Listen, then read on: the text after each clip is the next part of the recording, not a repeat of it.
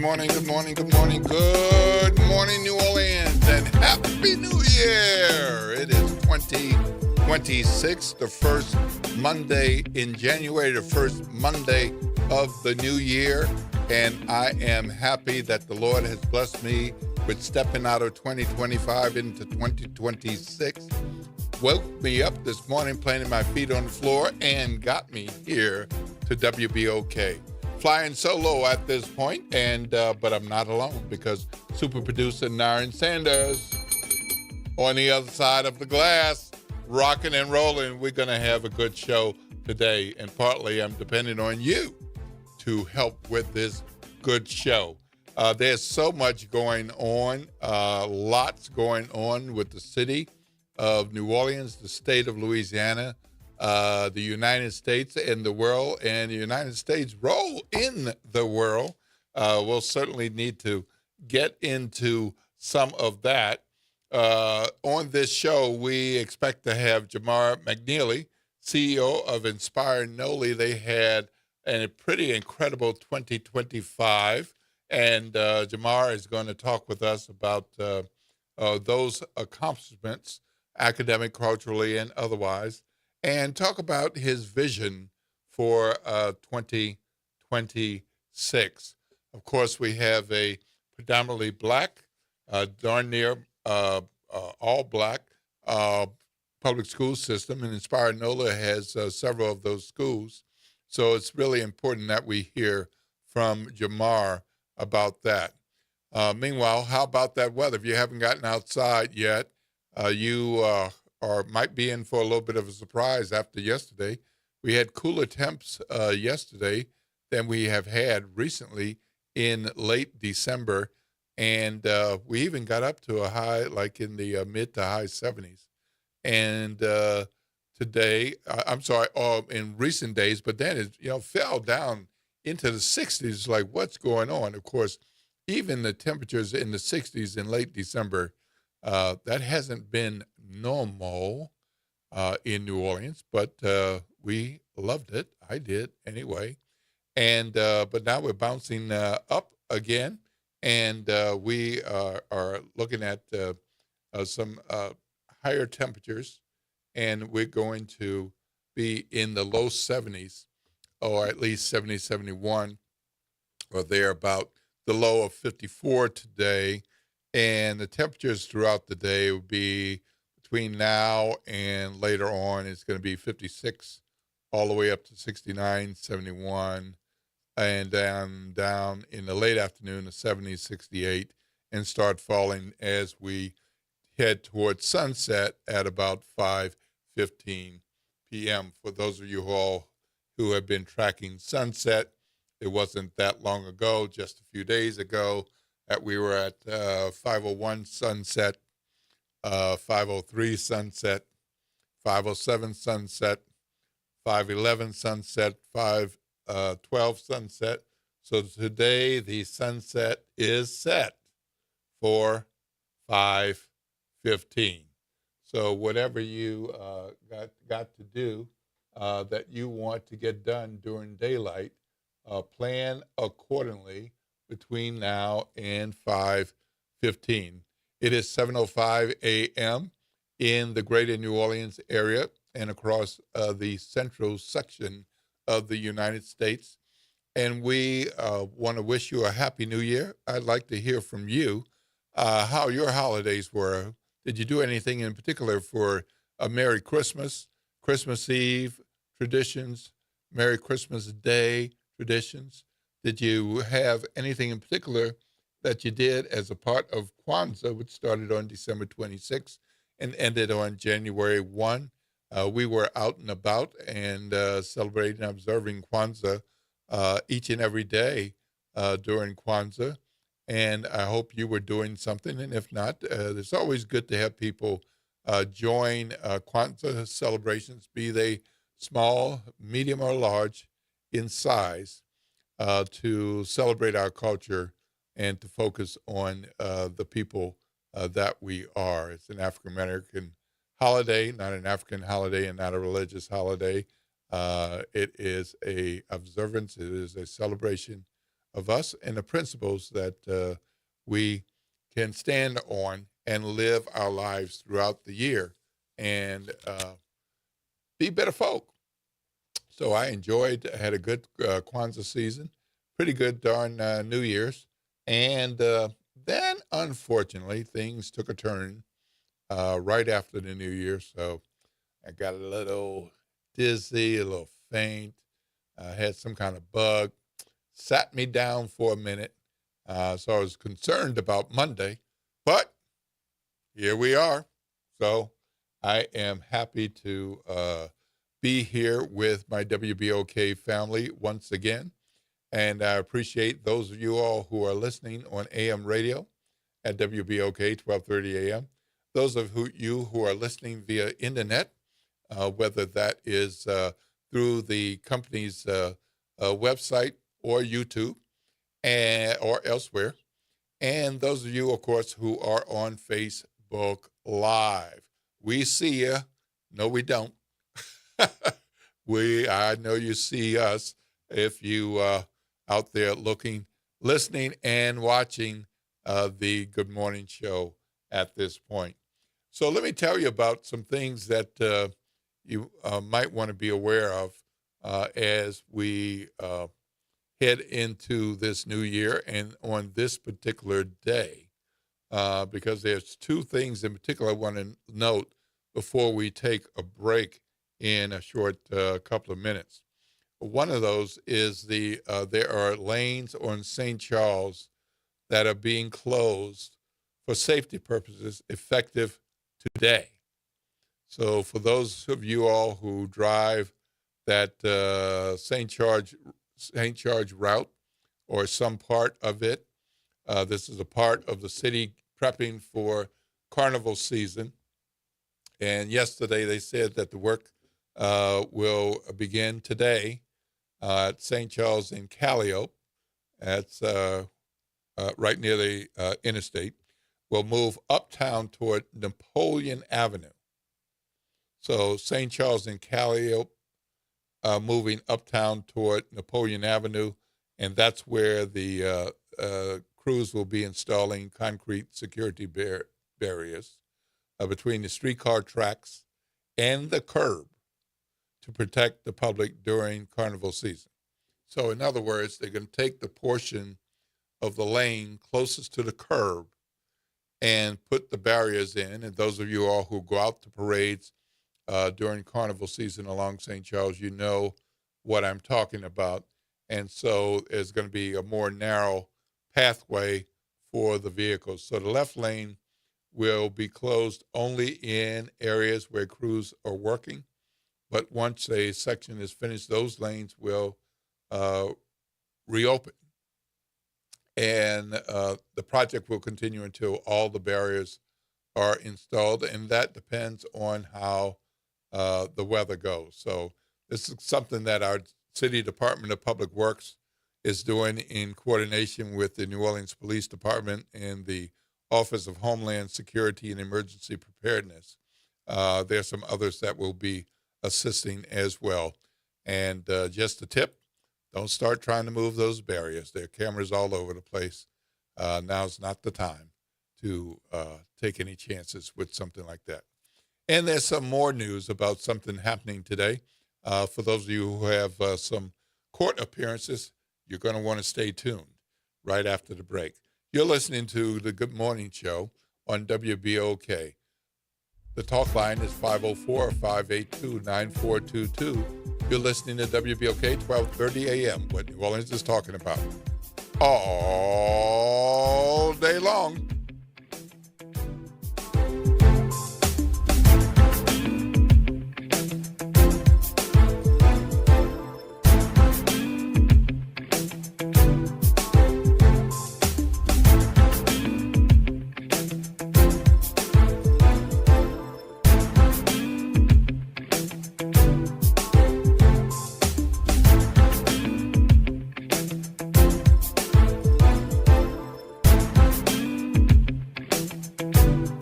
This is your news update for WBOK from WDSU. For all your news and weather, watch WDSU News, New Orleans' leader in live, local, late-breaking news. Today at noon and 4 p.m. Good Monday morning. I'm Daryl Forges with WDSU News, and here's your headlines. The New Orleans Police Department is set to release its final crime stats for 2025. Last year, Superintendent Ann Kirkpatrick announced that overall crime was down in 26% in 2024 compared to 2023. Murders notably decreased in 2024 by 38%. This morning, the Orleans Municipal and Traffic Court will open back up at its original location. The court is relocating to 727 South Broad Street after working out of a temporary home, the old VA hospital on Perdido Street. That building has faced a series of issues since Hurricane Ida. Regular court hours at the permanent location moving forward will be from 8 a.m. to 4 p.m. You should head there for all court matters moving forward. Also, Carnival season is just days away, but a popular bakery announcing a major change to its king cake this year. Haydale's says this season they will not have the porcelain collectibles with their king cakes. The bakery says this is because of rising costs and production challenges overseas. And as the Saints season is now over, there's a lot of hope for the Who Dat Nation, even if they did lose the final game of with the Falcons, ending with a 6-11 record. But they played with a ton of backups due to several injuries. Rookie QB Tyler Shuck started slow, but gained momentum late in the game. Unfortunately, he was picked off as the Saints were driving for what could have been the game-winning score. Just hours after beating the Saints, by the way, the Falcons fired General Manager Terry Fontenot and head coach Raheem Morris. Fontenot is a Louisiana native and Tulane graduate who worked for the Saints for 20 years before joining Atlanta. I'm Daryl Forges, and that's your headlines for WBOK. Have a great day. This is the Bloomberg Black Business Beat, brought to you by FidelityWealthManagement.com. Offscript Media has its eyes on the future of content. It's a vertically integrated and creator-powered media and commerce company that views itself as a one-stop shop for someone making content. Datavio Samuels is CEO of Offscript, and he says the company is focused on content creators in social. Yeah, look, I think that social is the number one platform that matters. It's where all of the world's attention is. So often you're finding these people because they are popping or doing something really incredible in social. But when it comes to how can you help monetize them, how can you build them, do they have real proof points that they can create long-form content that can sustain attention? YouTube is that space. Offscript is charting new territory, taking the more traditional idea of an A&R at a record label and updating it for the digital age. I'm Bloomberg's Justin Milliner on the Black Business Beat.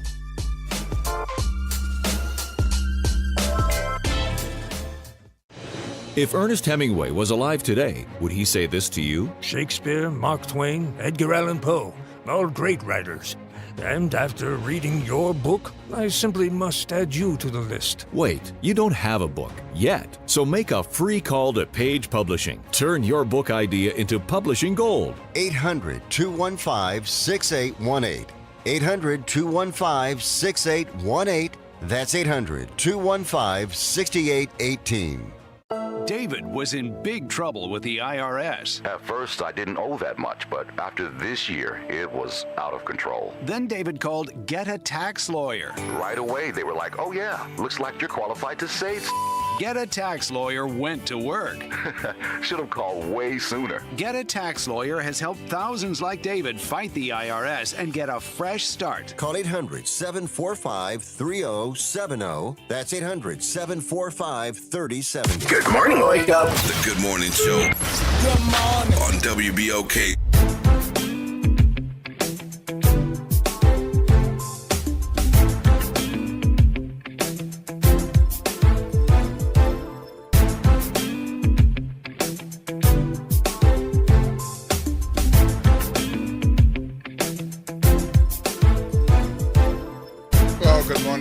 Good morning, New Orleans. Once again, I'm Will Sutton, and I'm happy to be here with you, WBOK family, right here on the Good Morning Show. We hope to be hearing from Jamar McNeil, the CEO of Inspire NOLA, in this hour.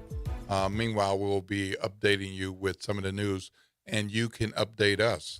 Tell us about your holiday, your celebrations, your observances, or just what you did on December 24th, December 25th, December 26th through January 1, the season of Kwanzaa, January 1 for Happy New Year's and so forth. I'd love to hear from you. The talk line is 504-582-9422,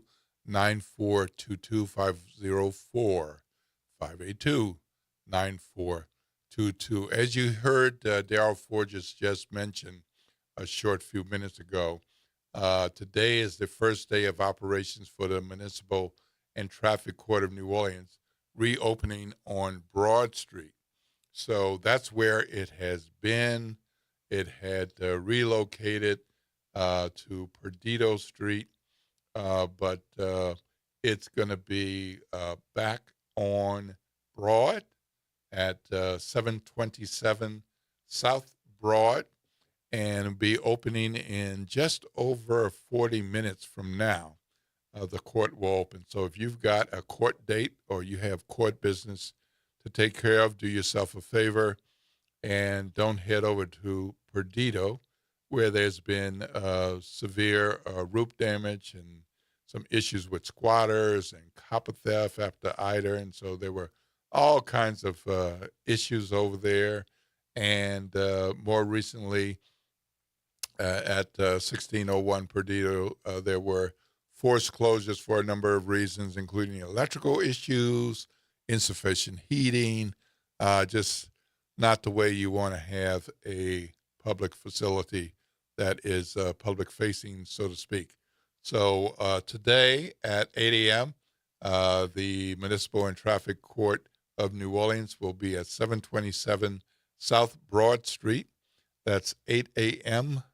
to 4 p.m. weekdays starting today, 8 a.m. to 4 p.m. weekdays, Municipal and Traffic Court of New Orleans, 727 South Broad Street. So that's that news, and want to make sure you're aware of that for those of you all who are following the news and trying to take care of your business one way or the other. We, of course, have some big news coming up later this month. Not too long, we will have the inauguration of a new mayor. And meanwhile, we have some folks who are running for public office as well. But we had a pretty big announcement, I think, during the holiday stretch. And that was that our very own New Orleans Tribune is ceasing publication. The New Orleans Tribune is ceasing newsprint publication. They will no longer be a New Orleans Tribune magazine or newspaper. It will be digital only. The newspaper has quite a long legacy and history, and the headline that the New Orleans Tribune put out was the New Orleans Tribune announces transition to digital-only publication. So for those of us who are used to picking up the once-monthly publication, looking for the front page, looking for the headline, and then spending some time opening those pages, we will be doing that no more. The New Orleans Tribune, of course, has a history that goes back to the 1800s with a free man of color, Louis Charles Rodinez, I believe his name is. And he published a couple of black focused newspapers, and the New Orleans Tribune was the first black daily newspaper published in the United States, and also the first bilingual one, according to many. It was published in French and English, and the paper existed for quite a long time, but it folded in sometime later. And then in the 80s of this century, of 1980, the 85, the McKennas Dr. McKenna, our coroner, Beverly McKenna, decided to revive a publication of the same name in 1985. So it is now 2026.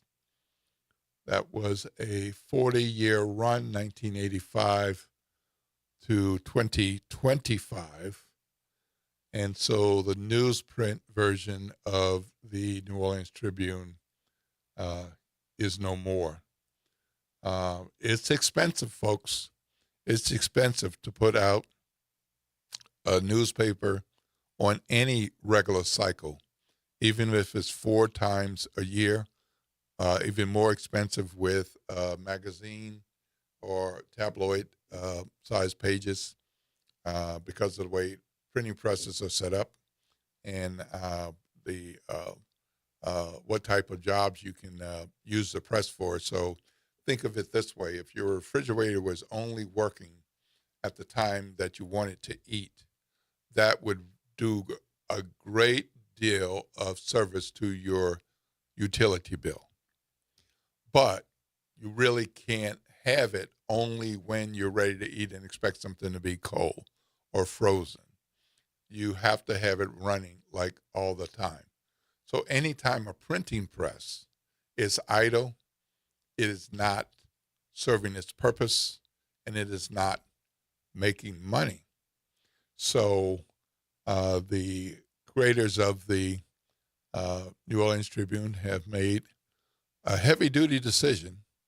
And so moving forward, the New Orleans Tribune will be print no more and will be digital only. So you can still find the New Orleans Tribune at theneworleanstribune.com. And they are looking to continue to cover the community as they have been covering it with their very Black focus on what's best for the Black community in New Orleans. And as they eliminate the significant costs associated with not just the printing, and that includes ink and paper and the machinery and the repairs, but also distribution, because it takes time and money to distribute the publication or any publication, whether it's door-to-door or newsstand or store-to-store. So they're looking to reinvest in making the online experience a greater one. And I have a number of friends in Chicago and elsewhere, Atlanta, and Chicago. A Defender went to digital quite a long time ago, and it's still serving Chicago. And the first major daily newspaper to go practically digital only was the Atlanta Journal-Constitution. For those of you who are in and out of Atlanta, even if you don't subscribe to the paper, you're used to knowing of and seeing the Atlanta Journal-Constitution. Well, it continues to exist online. As of December 31st, it is no more in print, except for very limited print distribution. And so it is, in effect, a digital-only daily news operation. So best of wishes to the McKennas and the New Orleans Tribune. Best of wishes for turning that print to digital focus and doing things well. I know that editor Nitra Brown will be in the forefront of making sure that transition happens with the key focus on us and the people we are here. Hey, look, it's 7:25 a.m.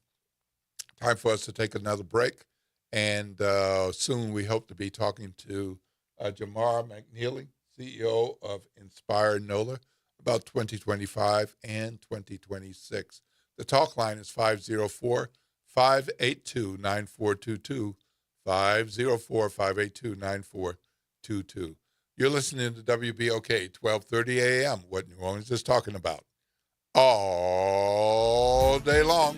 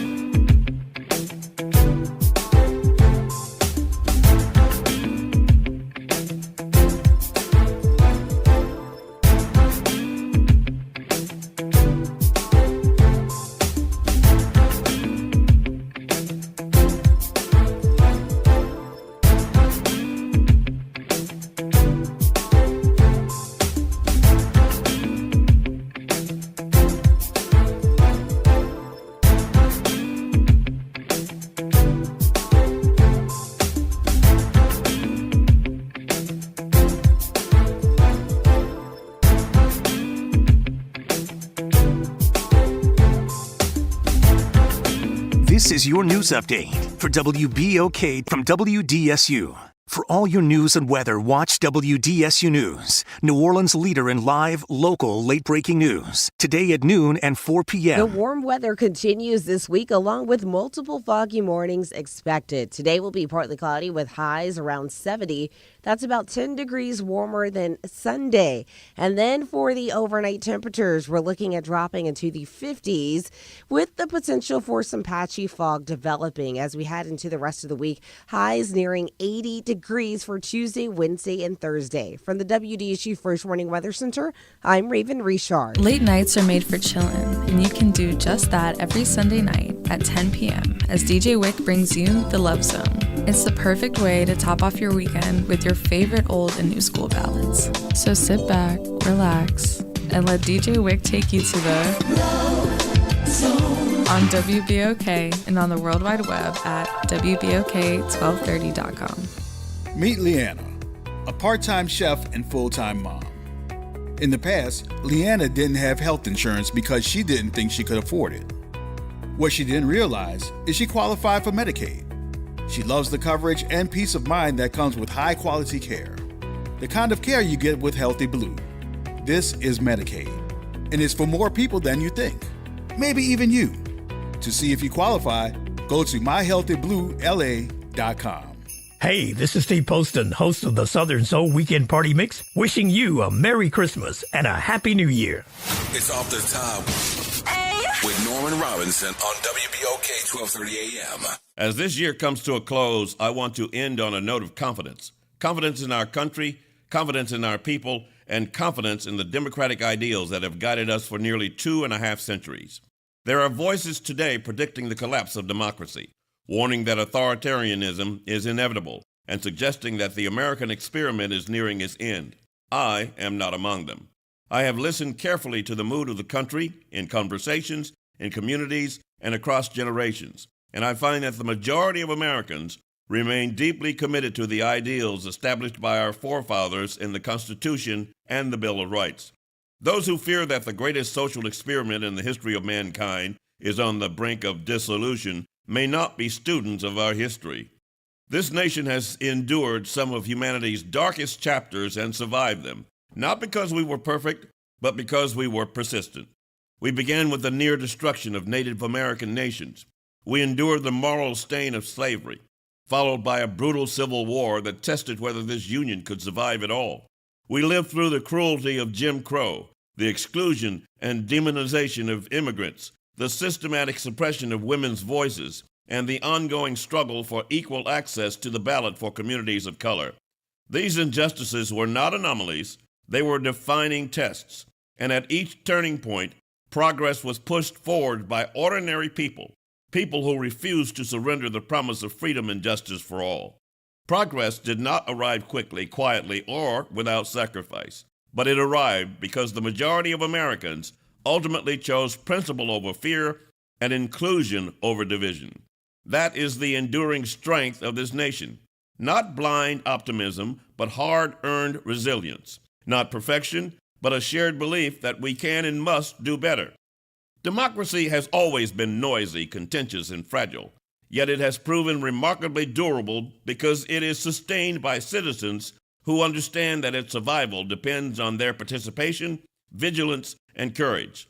So as we look to the future, I remain hopeful, not because the challenges before us are small, but because our capacity to confront them has been proven time and again. We are held together by the quiet decency of millions who still believe in the rule of law, the dignity of every human being, and the promise of equal justice under that law. And as we continue this unfinished journey, we would do well to remember the words written by theologian Theodore Parker and made popular by Dr. Martin Luther King Jr. The arc of the moral universe is long, but it bends towards justice. This is Norman Robinson off the top. Good morning, wake up. The Good Morning Show. Good morning. On WBOK.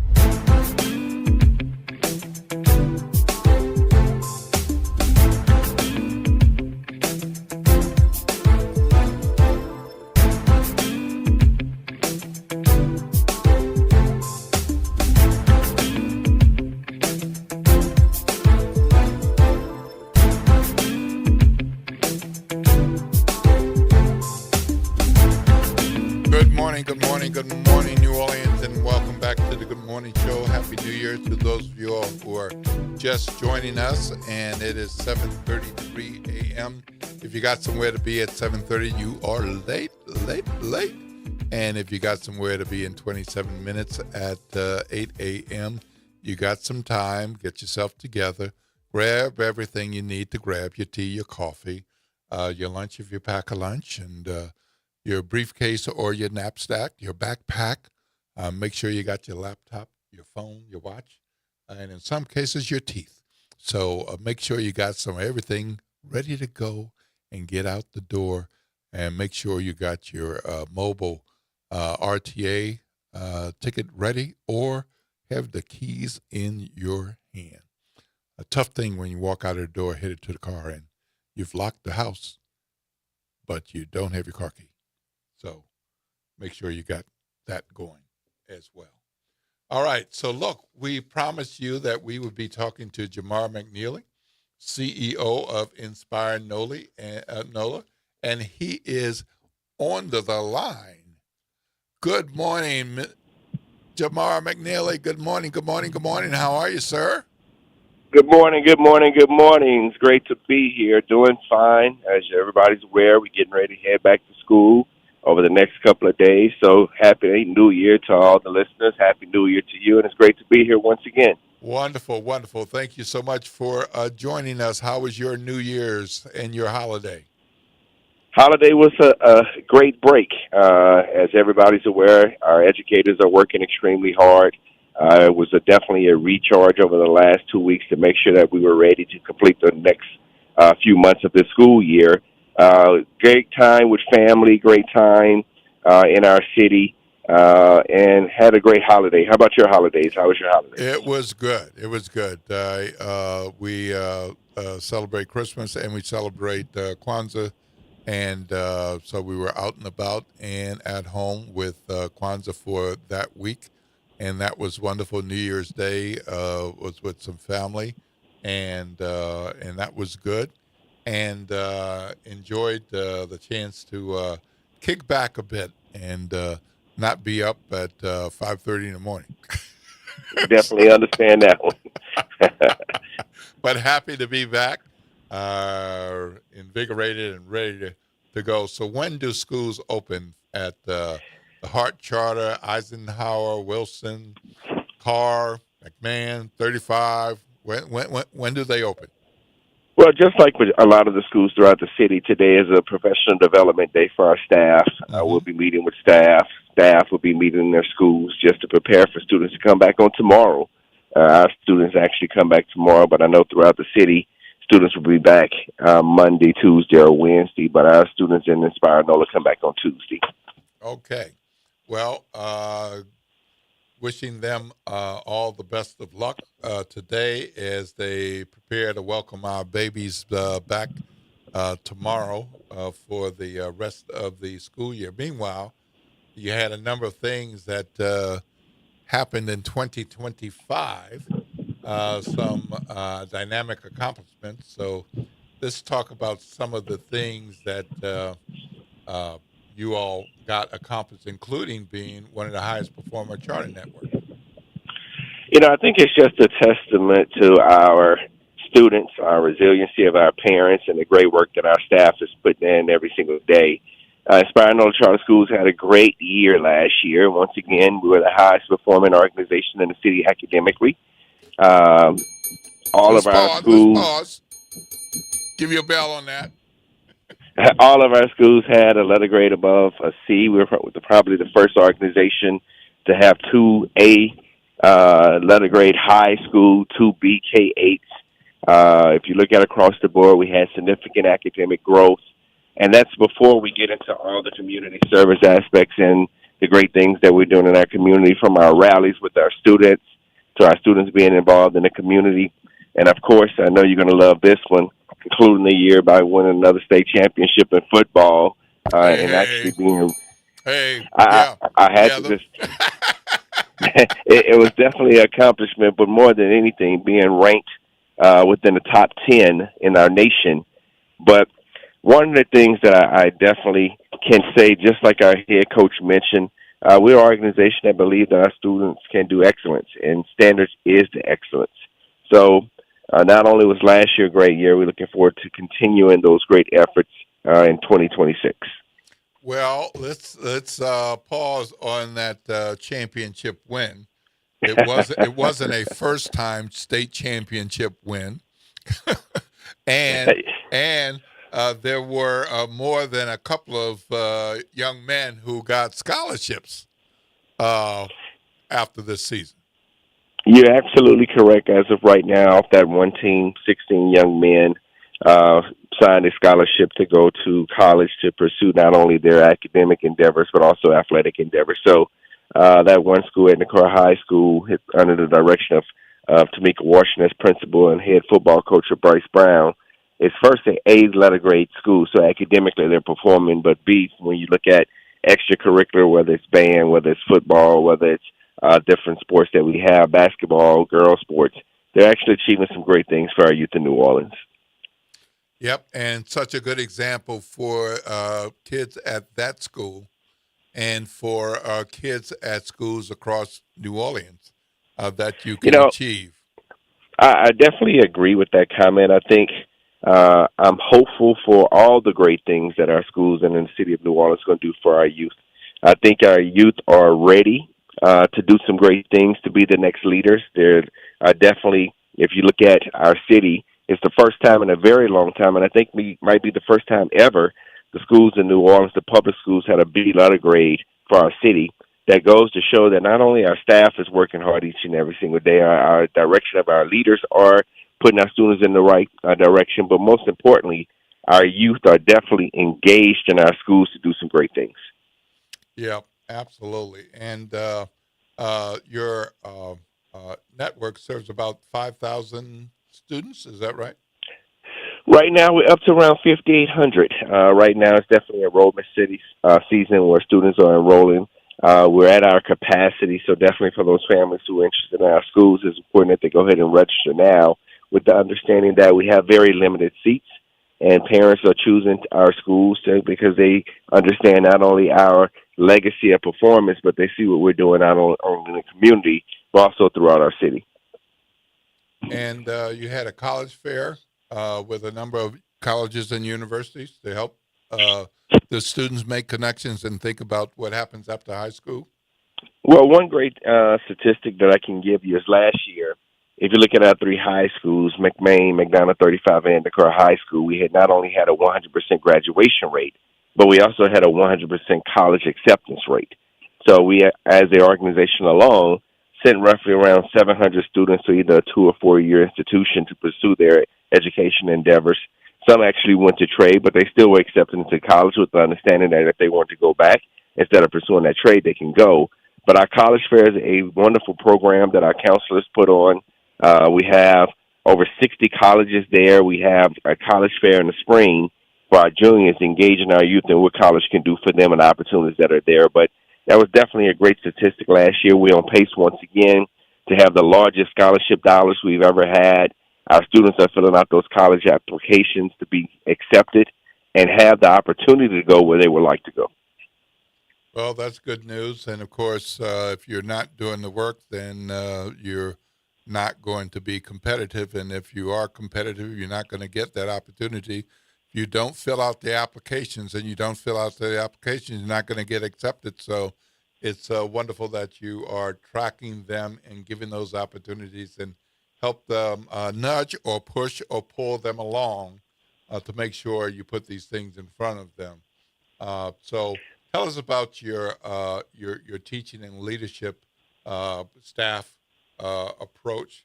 It seems that's been pretty intentional across your various schools. What do you expect of each of the schools, and how are they different?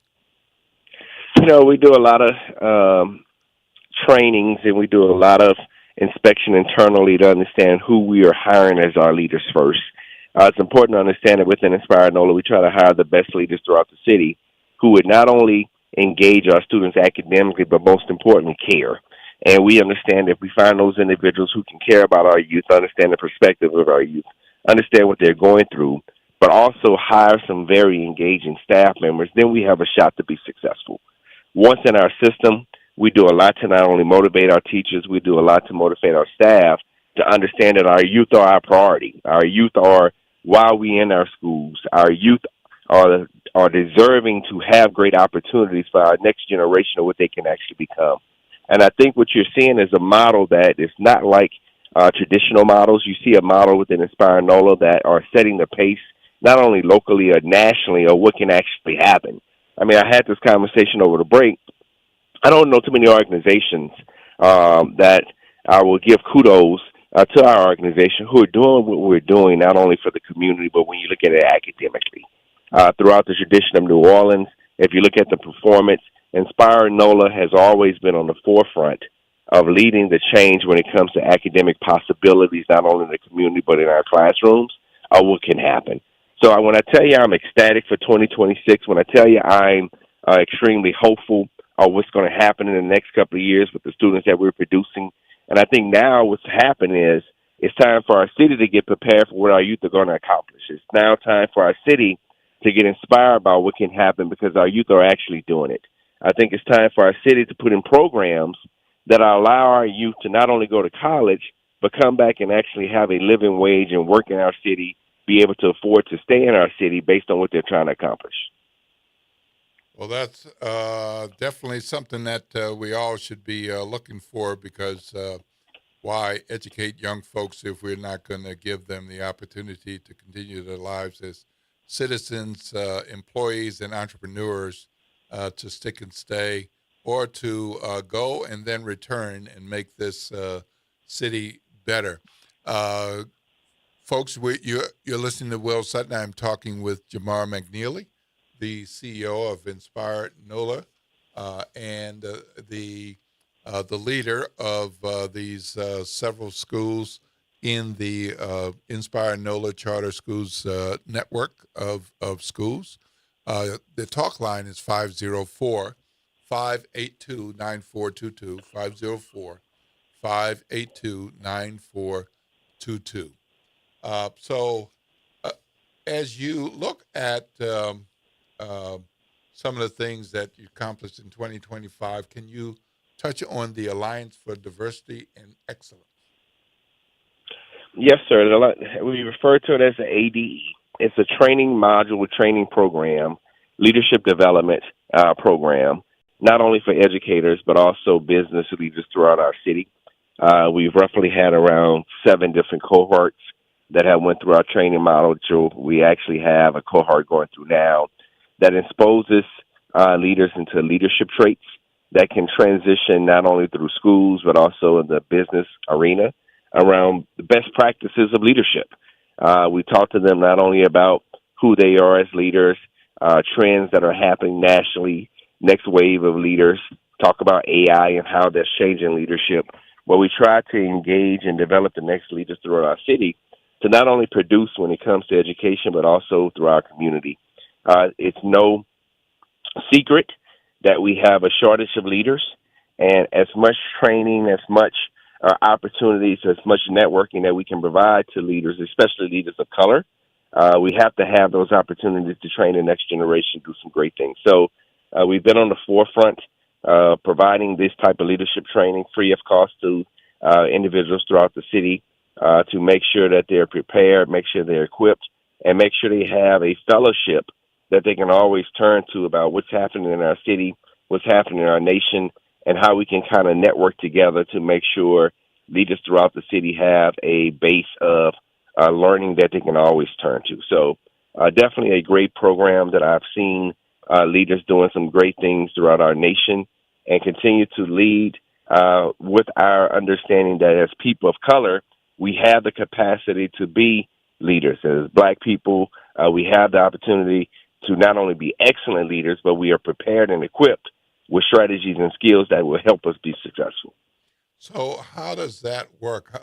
Do you have to be employed at the Inspire NOLA charter schools for a certain amount of time? Do you have to be a certain type of teacher, educator, administrator, or staff? How do you get to participate? This is not actually affiliated with Inspire NOLA. This is a citywide leadership development program that we started years ago that we have a lot of referrals that come throughout the city of individuals who not only been cohort members but are aware of the program. And it's an application-based program where individuals can actually apply and go through a process and are selected to go through the fellowship. And how many people do you accept per application period? Normally, we try to keep the cohorts between 5 and 7. As of date, we've had roughly around 35 individuals go through the program. And what's ironic about the program is all these individuals have either elevated in their leadership capacity, elevated in their professional role of employment, and are doing some great things throughout the city, not only in our schools, but in the business arena. We've had individuals who, from the finance arena, individuals from the business sector, the marketing sector, education sector, all come together to understand best practices and how we can coexist in the arena when you need those professional skills, that there's a network of individuals that we can turn to work with. Well, that probably sounds exciting to a number of people out there. So how does somebody find the information about ADE and look into it more and maybe go ahead and get an application for the next cohort? We have everything on the web. It's under the Alliance for Diversity and Excellence. It's in New Orleans. They have applications on there, information on there for individuals who are interested in some form of training or leadership program to develop their skills. We have a cohort that's going to D.C. where they get national training. They go through modules in D.C. to understand and network with other individuals in D.C. who are in the same sectors, that we try to make sure that the individuals who are selected have mentees that can carry throughout their journey, but also get some wonderful experiences in cohort lessons throughout the year. So we've been doing it for the last 5 years, developed some very successful leaders who are doing some great things in our city, and look forward to continuing the program. Wonderful, wonderful. Well, we're going to have to take a break, but hold on. We got to talk some more, and we definitely want to talk about what's coming up for 2026. Folks, you're listening to the Good Morning Show on WBOK, 1230 a.m. The talk line is 504-582-9422.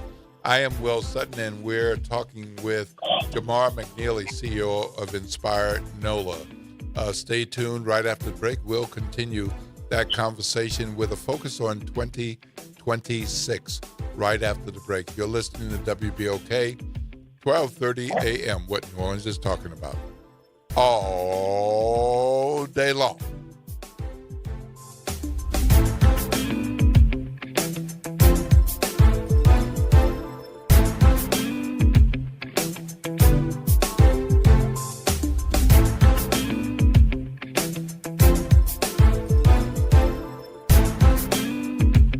Missed a show? Want to hear that guest everyone's talking about? WBOK is now streaming on all your favorite podcast apps. Just search WBOK Media, hit download, share with a friend, and don't forget to rate your favorite shows 5 stars. Because when our voices are heard, our impact grows. This is Mr. Rocky at FIJTC. This is the season that many people around the world is celebrating the miraculous birth of our Lord and Savior Jesus the Christ. Faithers in Jesus the Christ here at WBOK is hoping you have a Merry Christmas and a Happy New Year. Good morning, wake up. The Good Morning Show. Good morning. On WBOK.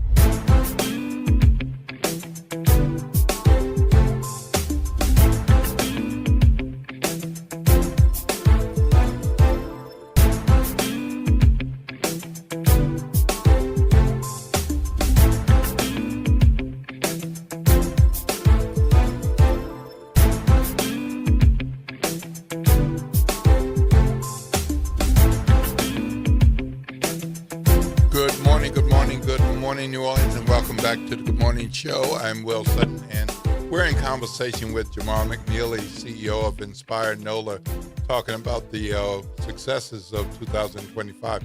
But we're going to flip the page, turn the calendar, and look at 2026.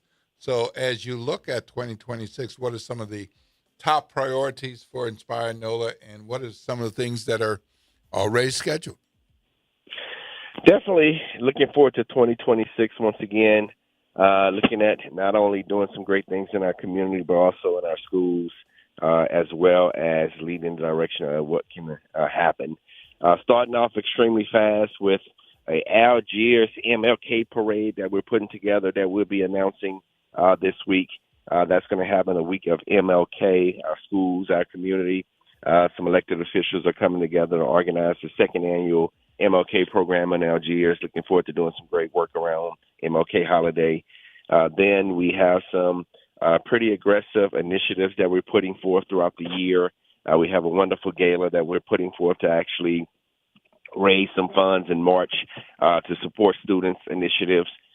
We have graduation in May, but you definitely will see a lot of different engagements that Inspire NOLA is doing once again to impact our New Orleans community. And that's before we even get to academics. Academics, as stated, we're prepping and we're preparing starting today to not only finish the year strong, but open this new year strong.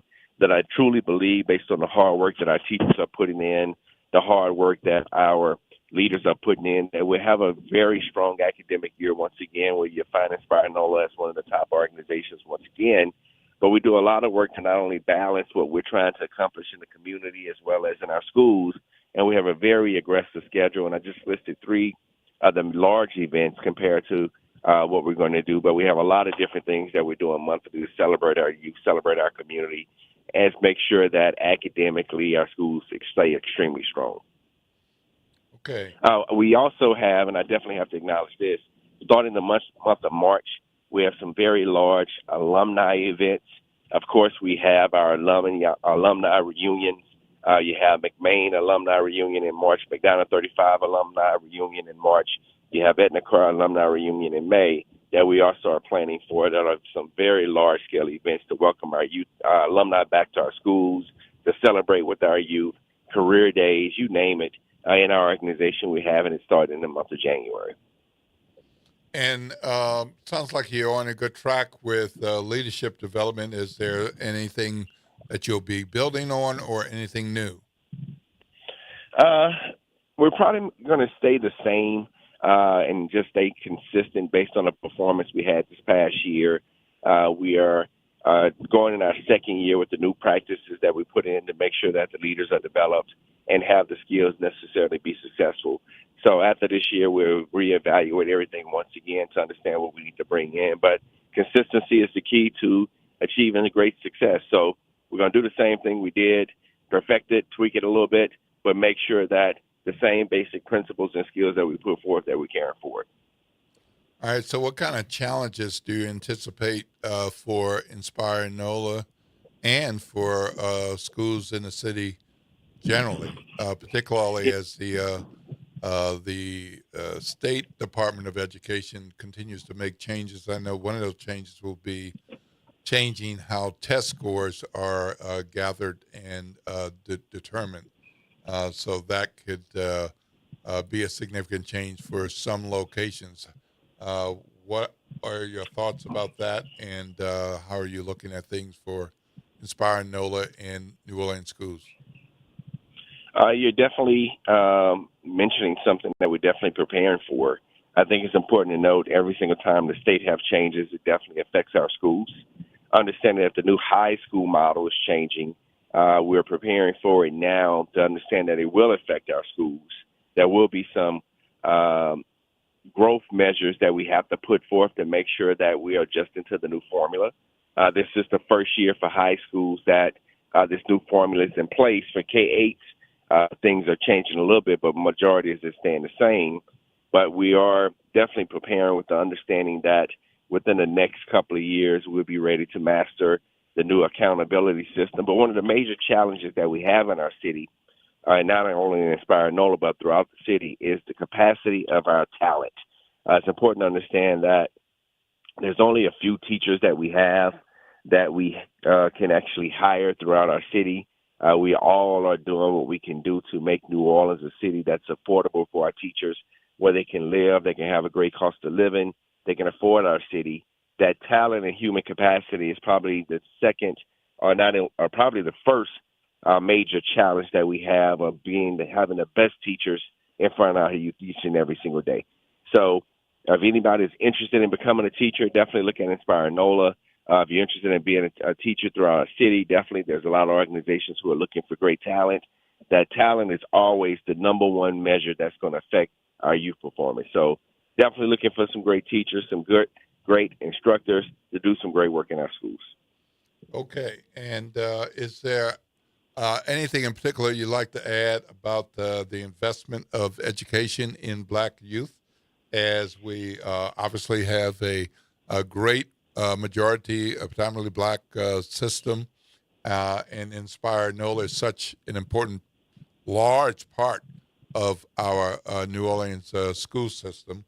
How can we look at this culturally and say what happens in Inspire NOLA and throughout the system, why is that important for black youth and our black community? Give you another great statistic. As an organization, we are led by a black male. If you look at our organization, we roughly have 600 educators, 600 individuals working in our schools. Out the 600, we're roughly around 87% black and brown. If you look at our students, roughly around 5,800. Out the 5,800, we're roughly around 99.2 black and brown. That it goes to show that we're definitely educating the next generation of leaders of color throughout our city. And it's important to understand that we can't do this work without our community. We cannot do this work without the city of New Orleans rally behind our youth, because we're definitely changing the trajectory of our black community, our brown community throughout our city. When I'm speaking of Inspire NOLA charter schools, I'm talking about youth of color, black youth of color who are doing great work not only in our community, they're representing in our schools, they're empowering themselves every single day. That is just a testimony of what we can do when we work together. It's a testimony of what we can do when we have these opportunities. But we need support. We need support for our teachers. We need support for our students. We need support in our schools to make sure that when we are educating these youth, they understand that they have opportunities, they have the experience, they have exposure that can help them do great things and change the trajectory of what they can become. So if you look at this generationally, over the next couple of years, if I just look at a high school alone, we have roughly 3,000 high school students. Over 4 years, that's 12,000 youth that will be citizens throughout our city who have the power to change the trajectory of what we can actually become. So I think the responsibility is extremely large. The opportunity is great. And it's important that we all work together to make sure these youth throughout the city of New Orleans, not just Inspire NOLA, have the opportunity to do some great things. So I'm hopeful in 2026. I'm looking forward to the challenge of what we can do once again. But we cannot do this without our city, our community rallying behind us to do the great work that we continue to do. All right. Well, thank you very much. I appreciate your time. Best of luck this semester. Thank you for joining us on the first Monday of January, first Monday of the new year. Looking forward to more great things from Inspire NOLA under your leadership and your leadership team to do the best for our babies and move them on to higher education, higher skills, and leadership for our city and beyond. Thank you, sir. Looking forward to this challenge and looking forward to working with the city and you going forward. All right. Have a blessed day. Lord's blessed. You too, sir. All right, folks, we're going to break, and I'm Will Sutton. That was a great conversation with Jamar McNeely, CEO of Inspire NOLA, about 2025 and 2026. If you're a part of Inspire NOLA, you'll want to make sure you run that back and listen if you missed some of it. The talk line is 504-582-9422, 504-582-9422. Don, I saw that you called, but we had to go on with Mr. McNeely and get that on. But go ahead and give a ring back if you would like, and we'll get you on as soon as we can. And others of you who have questions, comments about what you just heard or some of the things going on in the news. Of course, we've got elections coming up on February 7th, and that means that there's a lot to be done in a very short period of time to determine who's going to be our representatives for a state Senate seat and a couple of state representative seats. We'll talk about that and much more right after the break. You're listening to WBOK, 1230 a.m., what New Orleans is talking about all day long.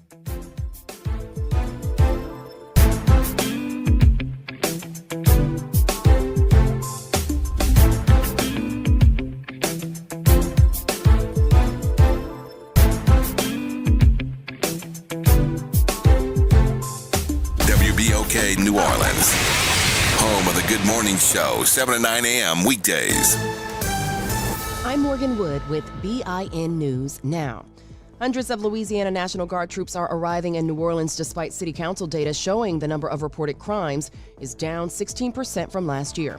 Guard members will assist police with security in the French Quarter for New Year's Eve, at the Sugar Bowl, and during Mardi Gras. A Florida branch of the NAACP is demanding Clay County School Board member Robert Alvaro to step down over comments he made about the African American community in a Facebook Live video. The civil rights group called the remarks racist, harmful, and wholly incompatible with the responsibility of serving a diverse public school system. And Snoop Dogg was joined by the K-pop Demon Hunters for his holiday halftime show on Netflix as the Detroit Lions took on the Minnesota Vikings in Minneapolis on Christmas. The Vikings ended up beating the Lions 23-10. Get BIN News Now on demand 24/7 on the iHeartRadio app. Good morning, wake up. The Good Morning Show. Good morning. On WBOK.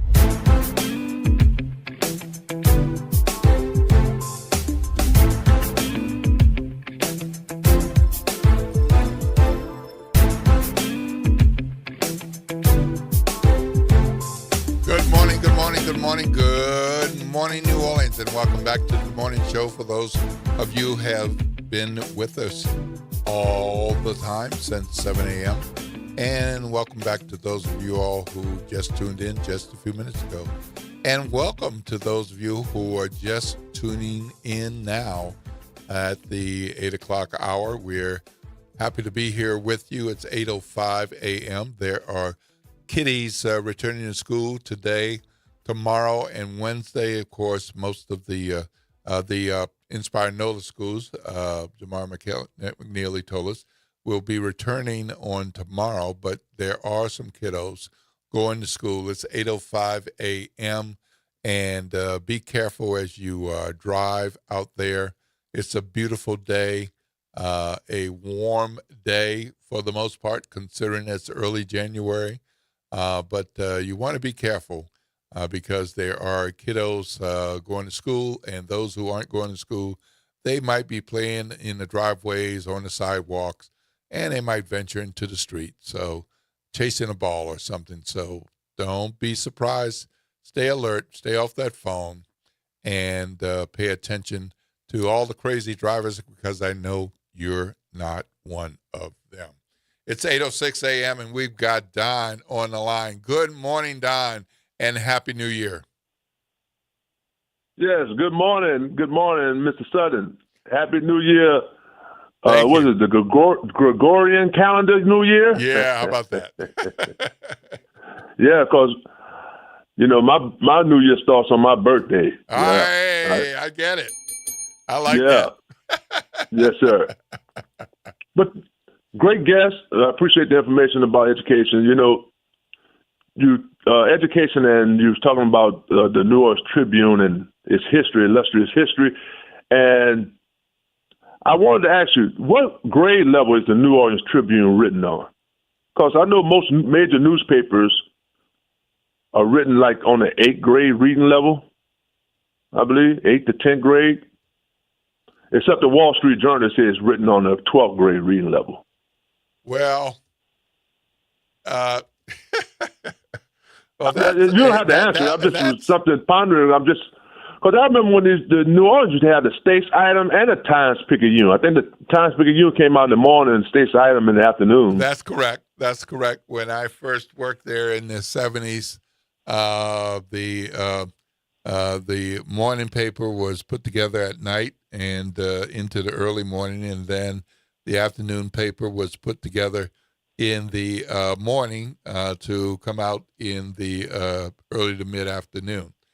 So that was the States Item. And for those of you who've been around long enough, you might remember the green sheets. So that was a part of publication as well.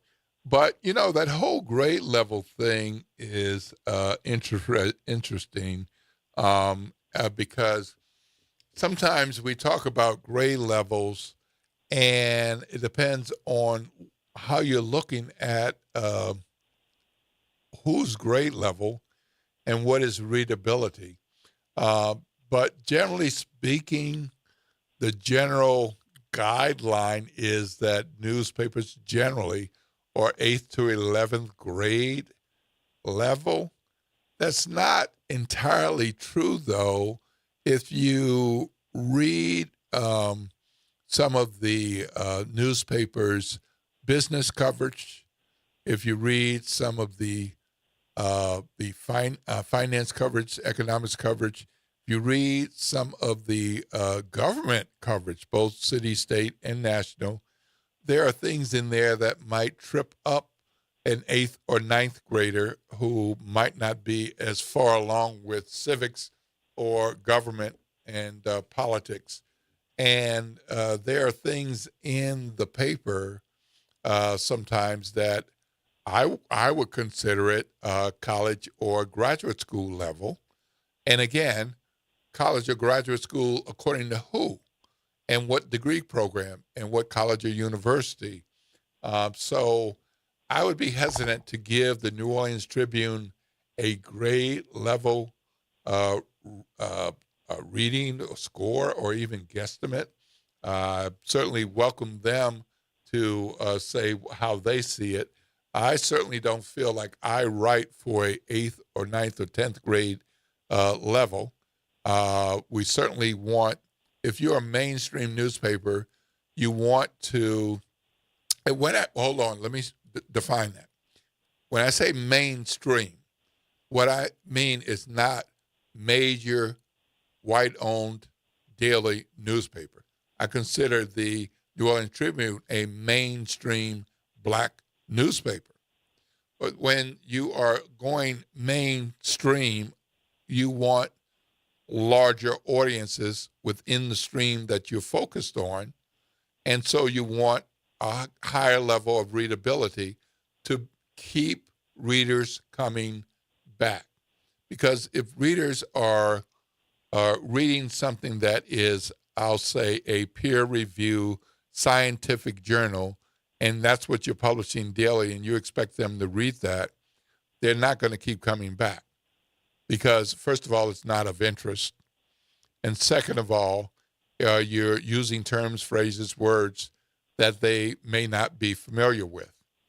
And so you can find a 10th grader who might be familiar with some of those terms, but when you're looking at trying to have a larger audience, some of those terms and phrases would not be easy to understand without grabbing a dictionary or calling up Google and looking something up.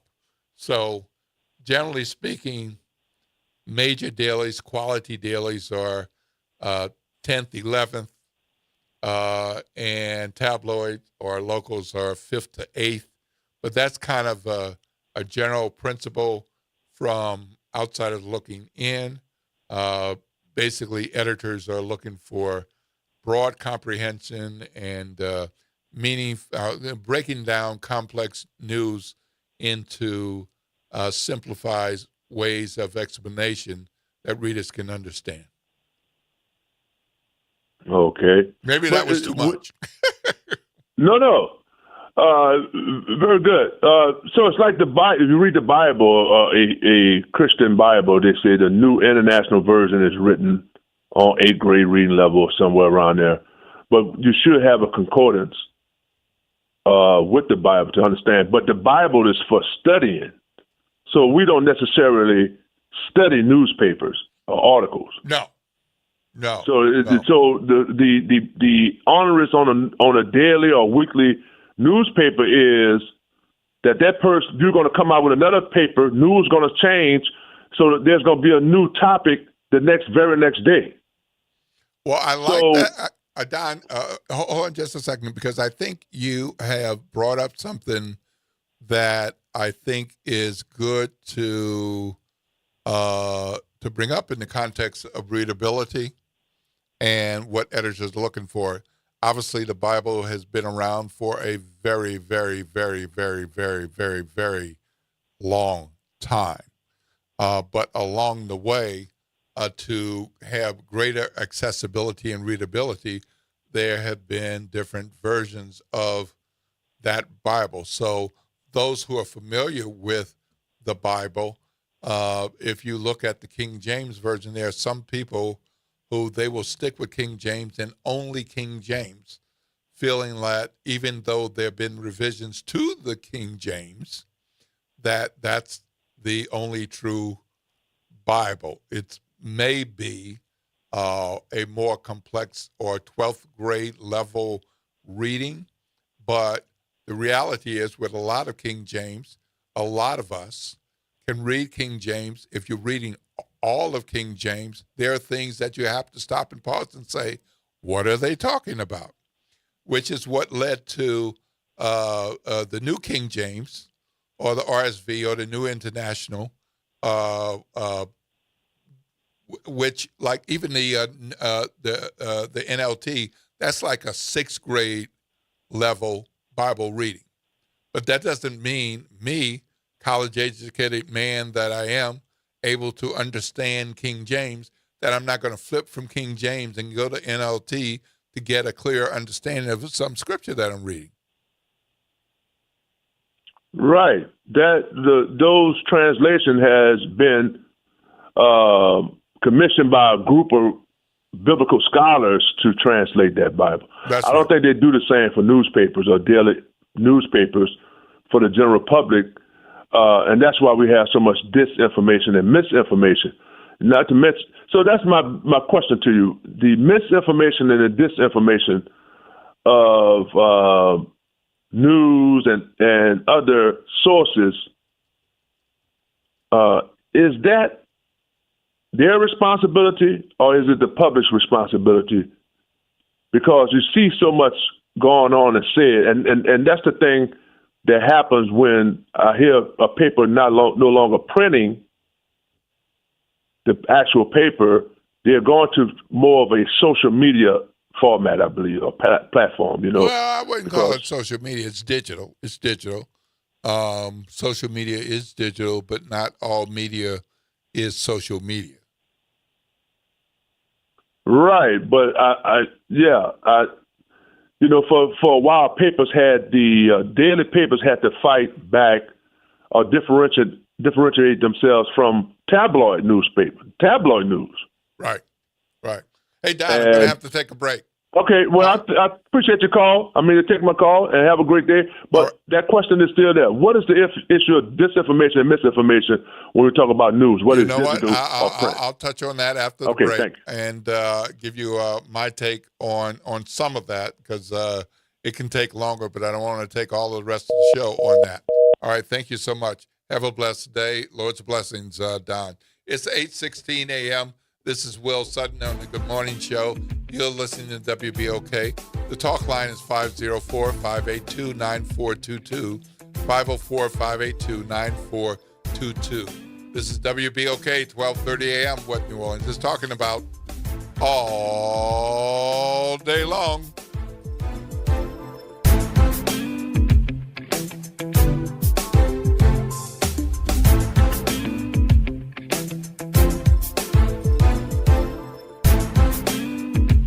This is your news update for WBOK from WDSU. For all your news and weather, watch WDSU News, New Orleans' leader in live, local, late-breaking news. Today at noon and 4 p.m. Good Monday morning. I'm Daryl Forges with WDSU News, and here's your headlines. The New Orleans Police Department is set to release its final crime stats for 2025. Last year, Superintendent Anchor Patrick announced that overall crime was down in 26% in 2024 compared to 2023. Murders notably decreased in 2024 by 38%. This morning, the Orleans Municipal and Traffic Court will open back up at its original location. The court is relocating to 727 South Broad Street after working out of a temporary home, the old VA hospital on Perdido Street. That building has faced a series of issues since Hurricane Ida. Regular court hours at the permanent location moving forward will be from 8 a.m. to 4 p.m. You should head there for all court matters moving forward. Also, Carnival season is just days away, but a popular bakery announcing a major change to its king cake this year. Haydell's says this season they will not have the porcelain collectibles with their king cakes. The bakery says this is because of rising costs and production challenges overseas. And as the Saints season is now over, there's a lot of hope for the Who Dat Nation, even if they did lose the final game of with the Falcons, ending with a 6-11 record. But they played with a ton of backups due to several injuries. Rookie QB Tyler Shuck started slow, but gained momentum late in the game. Unfortunately, he was picked off as the Saints were driving for what could have been the game-winning score. Just hours after beating the Saints, by the way, the Falcons fired General Manager Terry Fontenot and head coach Raheem Morris. Fontenot is a Louisiana native and Tulane graduate who worked for the Saints for 20 years before joining Atlanta. I'm Daryl Forges, and that's your headlines for WBOK. Have a great day. New Orleans, are you ready for a voice that says what you're thinking? Who that, you might ask? Arrington Gavin. That's right, I'm your guy, host of The Arrington Gavin Show, giving you so much filled with bold opinions, real conversations, and zero sugarcoating. We're going to be diving into the issues that matter, politics, pop culture, and all the above, unfiltered and unafraid. Catch The Arrington Gavin Show weeknights from 7 p.m. to 8 p.m., Monday through Fridays, right here on WBOK, What New Orleans is talking about. This is Charla from the WBOK sales team, wishing you and yours a very happy holiday season. Good morning, wake up. The Good Morning Show. Good morning. On WBOK.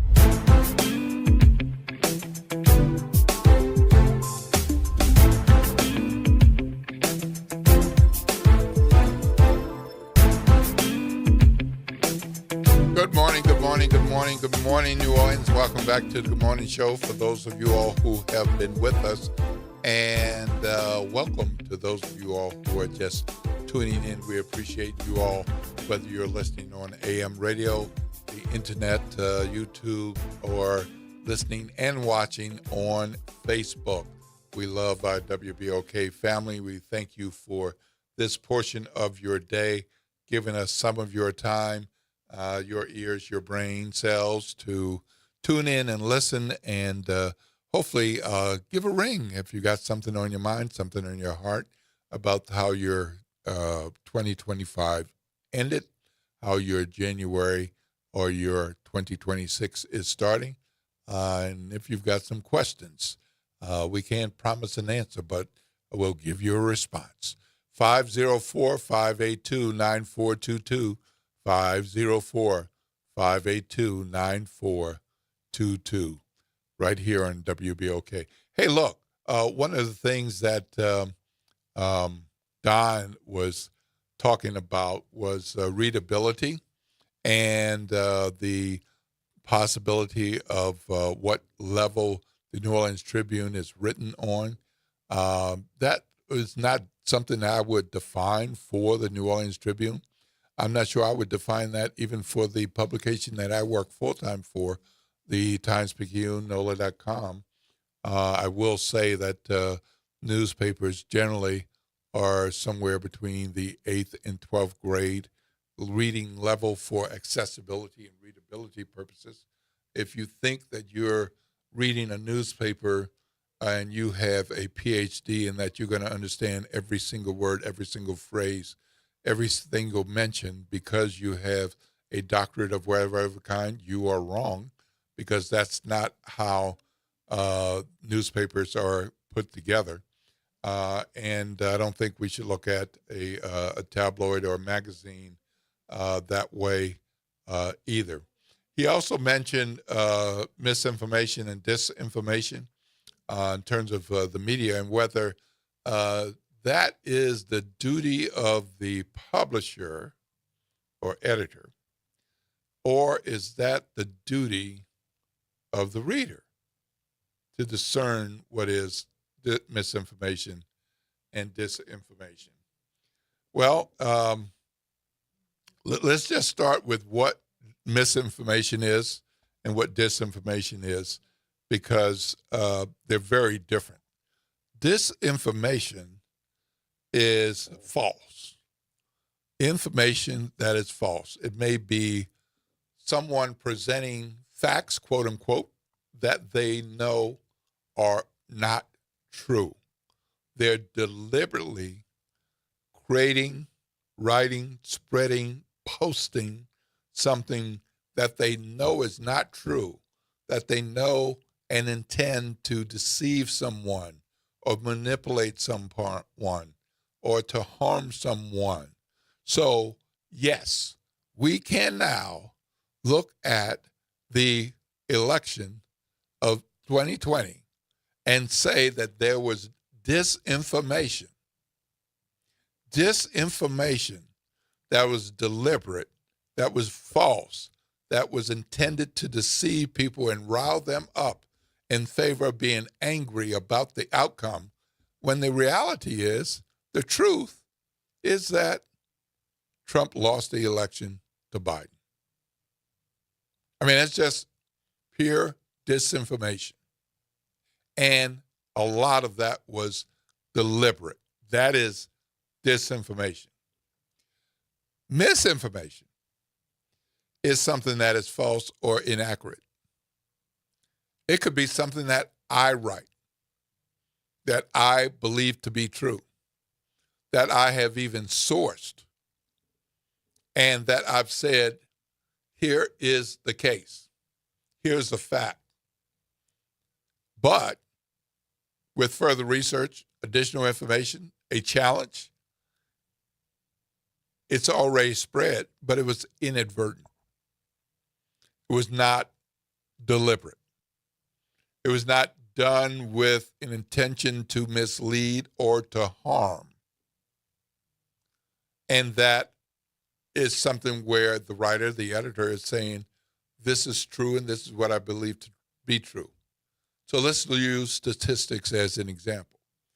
Of course, statistics depend on who's creating the statistics or who's conducting the survey and how you word the survey question.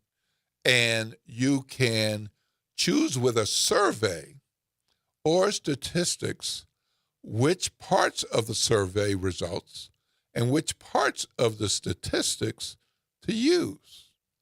So what you're using is to validate your point.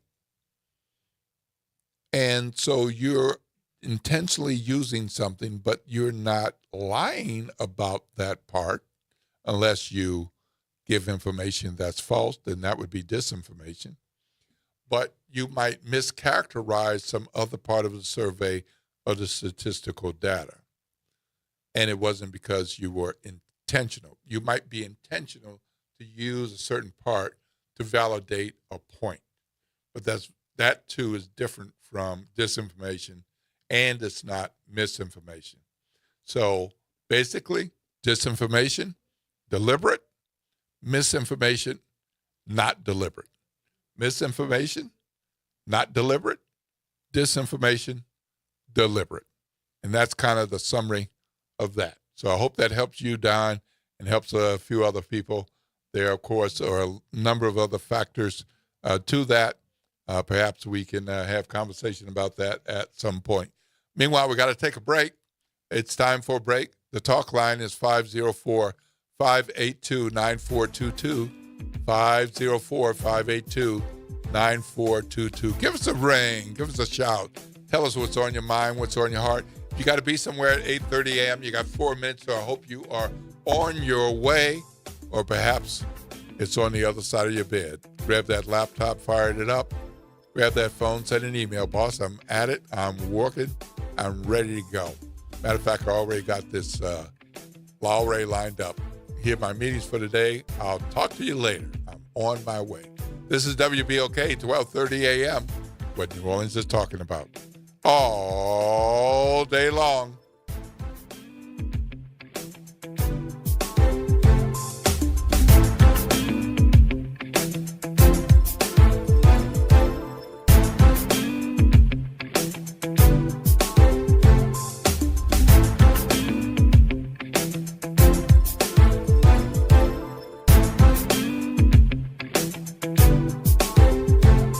This is your news update for WBOK from WDSU.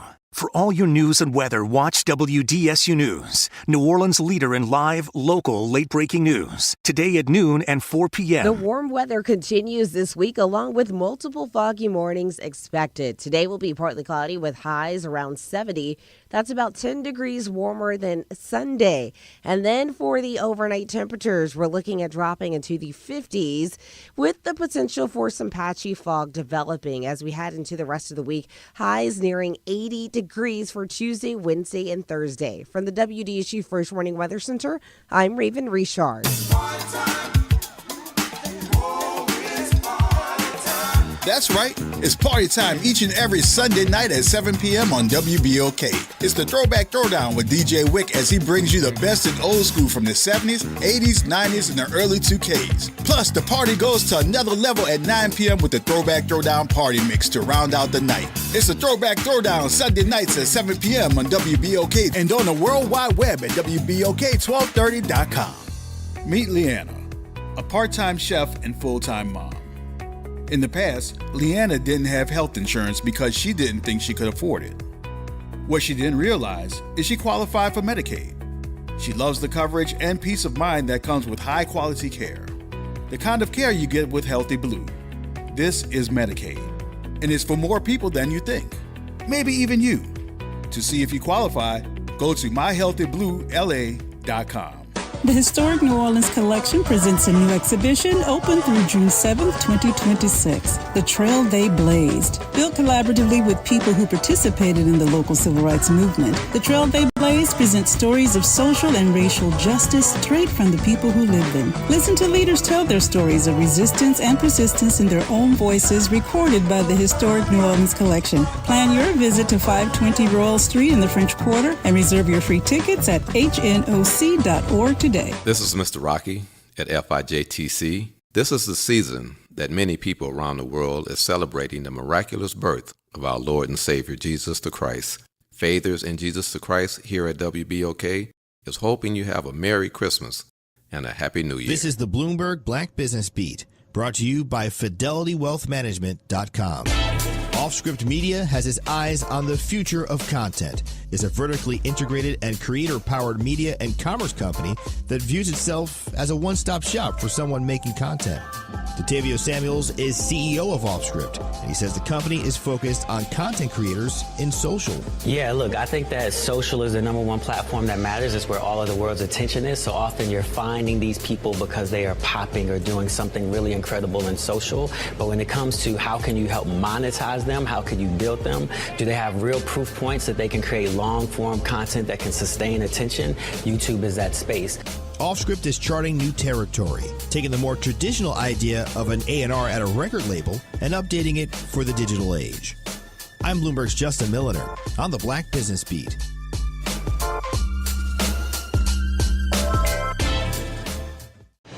If Ernest Hemingway was alive today, would he say this to you? Shakespeare, Mark Twain, Edgar Allan Poe, all great writers.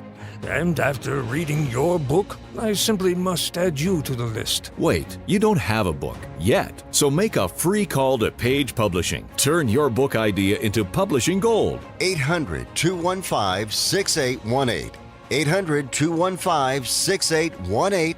That's 800-215-6818.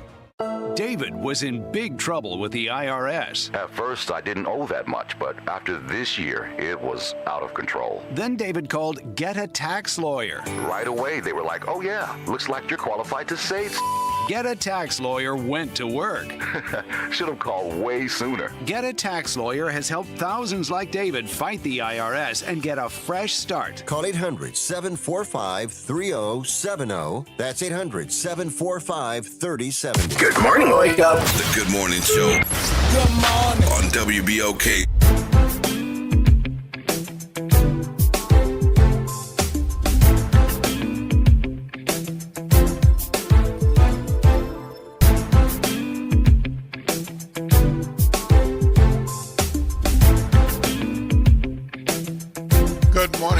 Good morning, New Orleans. Welcome back to the Good Morning Show. I'm Will Sutton, and I am happy to be back with my WBOK family. Thank you for tuning in on AM radio at 1230, on the internet, whether it is via the company's official website, YouTube, or otherwise. And, of course, thank you to those who are listening and watching on our Facebook Live page. We appreciate your attention, giving us a bit of your time. It is 8:32 a.m. You got to be somewhere 8:30. You are late.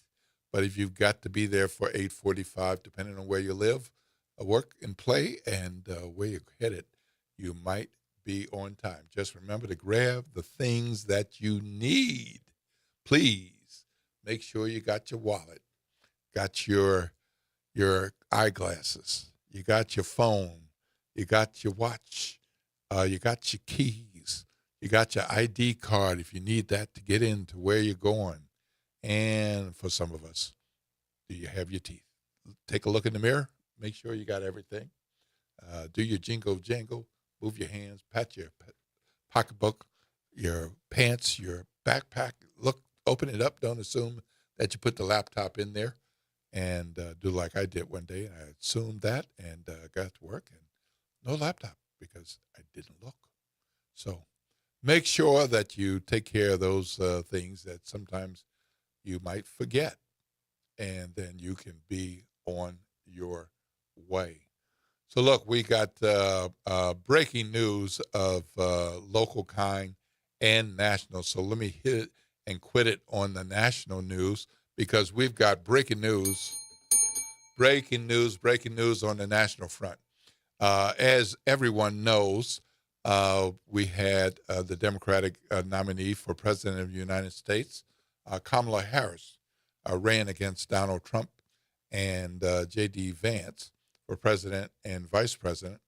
And we had Kamala Harris and Minnesota Governor Tim Walz running for president and vice president on the Democratic side of things. Well, Tim Walz, since losing that race with Kamala Harris, had announced that he would run for a re-election, and that would be a third term. Before the presidential campaign, Governor Walz was riding high in the polls, and people loved him in Minnesota. Loved him. But recently, with the federal investigation into state programs that have indicated lots of fraud that could total something like $9 billion, with 14 different Medicaid programs in Minnesota. People are moving it from Democrat and Republican to this is not right, and that a number of people have been charged with defrauding the Housing Stabilization Services Program, which is funded by Medicaid. And so the governor has been taking some of that heat as he seeks re-election. Well, just this morning, like within the last 30 minutes, Governor Walz has announced that he will no longer seek re-election. So he is dropping out of the race to continue in his seat as governor of Minnesota. And that's a major shakeup in Minnesota politics and national politics, because it's also an indication of where Republicans feel they can make some efforts, not just with the White House and in Congress, but they feel like they can take that gubernatorial seat. So this would have been an unprecedented third consecutive term for Walz as governor, but his approval ratings have been dipping in light of this fraud allegation and investigation. Democrats have started wondering whether he could withstand the storm and wanting someone else. So they have weighed in, and this morning, Walz announced that he's ending the bid for governor. So the people who are possible successors on a Democratic side include Secretary of State Steve Simon, a white guy, Attorney General Keith Ellison, black man, and U.S. Senator Amy Klobuchar, white woman. So in the cases of Klobuchar and Ellison, you've seen them on national news a number of times. Secretary of State, pretty well known in the state of Minnesota, but be watching and listening for developments on that front as things go on, because that's going to be another thing to watch. Meanwhile, on the local front, another piece of breaking news. We've got breaking news here. Of course, we have people running for the state Senate seat vacated by former state Senator Joe Bowie, now Chancellor of SUNO, and the state representative seat being vacated by Vincent Hughes, that's District 100, and then the state representative seat being vacated by Matthew Willard. Hughes and Willard headed towards City Council on January 12th. And the current list of candidates for the state representative seat being vacated by Matt Willard include David Cook, Eugene Green III, and Ed Murray. Those are the three candidates who qualified for as candidates for that election that will be held on February 7th, and with the early voting starting on January 24th. However, there will be a court hearing this morning with a challenge to the candidacy of David Cook. There's a challenge to the candidacy of David Cook. So there is a challenge, and this is one of the reasons why when qualification ends, I don't say the field is set, because there's a challenge period. And when there's a challenge period, somebody might be qualified, but they also can be unqualified if there's a challenge and if the challenge is successful. So that challenge is to the candidacy of David Cook, and that's due to be heard in court this morning at 10 a.m. And so that is a big thing. So possibly, David Cook will survive that challenge and remain in the race with Eugene Green and Ed Murray. But if that challenge is successful, then David Cook will be out of the race, and we'd only have two candidates head-to-head, a Green and a Murray. Of course, Eugene Green is the third, and Eugene Green is the son of City Council member for District D, Eugene Green. And Ed Murray is qualified candidate and the son of former state senator Ed Murray. So Eugene Green's full name includes the third, but for purposes of the ballot, it is Eugene Green. And Ed Murray is the son of State Senator Murray. And so he is Edwin Murray, but he's not a junior. He has a different middle name. But for purposes of the ballot, he's using Ed Murray. So you have an Ed Murray and a Eugene Green. So in terms of strategy, of course, more people know the name Eugene Green than they know Eugene Green III. And more people know Ed Murray than Edwin Murray. And so that is possible to be a head-to-head family political name challenge if the candidacy of David Cook is successfully challenged, and that will be at 10 o'clock today. So stay tuned to that.